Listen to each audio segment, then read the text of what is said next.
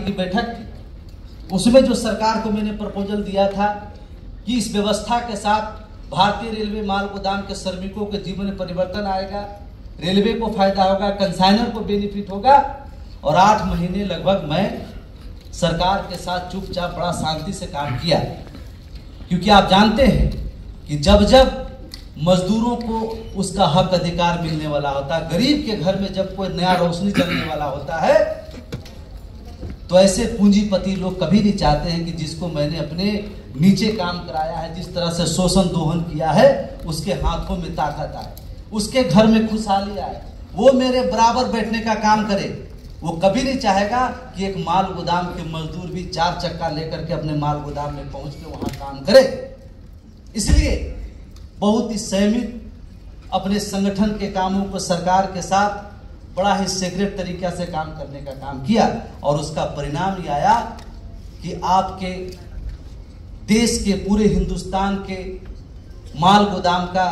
इस पॉलिसी को अप्रूव करते हुए उसको वेरिफिकेशन का आदेश उस दिन मिला जिस दिन भारत सरकार ने रात के 12 बजे उस आतंकवादियों से बदला लेने के लिए सिंदूर ऑपरेशन जिस दिन किया था, उस दिन 2 बजे दिन में रेलवे माल गोदाम के जीवन में परिवर्तन लाने का भी चिट्ठी ऑर्डर कॉपी जारी होने लगा। मैं आपको धन्यवाद देना चाहता हूं और मैं बताना चाहता हूं कि हमारा असम प्रदेश का जो माल गोदाम लिस्टेड हुआ है, जहां पे कि अगले वीक मंडे से हमारा वेरिफिकेशन नॉर्थ ईस्ट का स्टार्ट होने वाला है। अगले वीक के फर्स्ट मंडे से हमारा वेरिफिकेशन का प्रोसेस शुरू होने वाला है। उसमें हमारा जो गुडसेड अलाउट है वो गोसाईगांव है, कोकराझार है, गौरीपुर है, डिगारू, आजरा, करीमगंज, भांगा,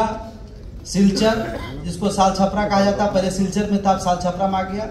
जागी रोड, तेतिलिया, बराहू, कमलाजारी, अमोनी, न्यू गुवाहाटी, रंगिया, चंगसारी, डेकरगांव, बैहाटा, टंगला, जोगी घोपा, दुधनई, हरमोती, छपरा काटा, बरपेटा रोड, जोरहट, तिनसुकिया, धमाल और हमारा लंका, सेंचुआ। और इसके बाद जो सेकेंड हम लोग जो प्रोसेस करेंगे उसमें हमारा अलीपुरद्वार के डिवीजन के अंदर जो 2-3 माल गोदाम आते हैं वो, कटिहार डिवीजन के अंदर जो माल गोदाम आते हैं वो, होजाई, धर्मनगर, हमारा हैबर गांव, दीपू, लामडिंग, बोकाजान, दीमापुर, जीरीपाम, खोंसांग जो मणिपुर में पड़ता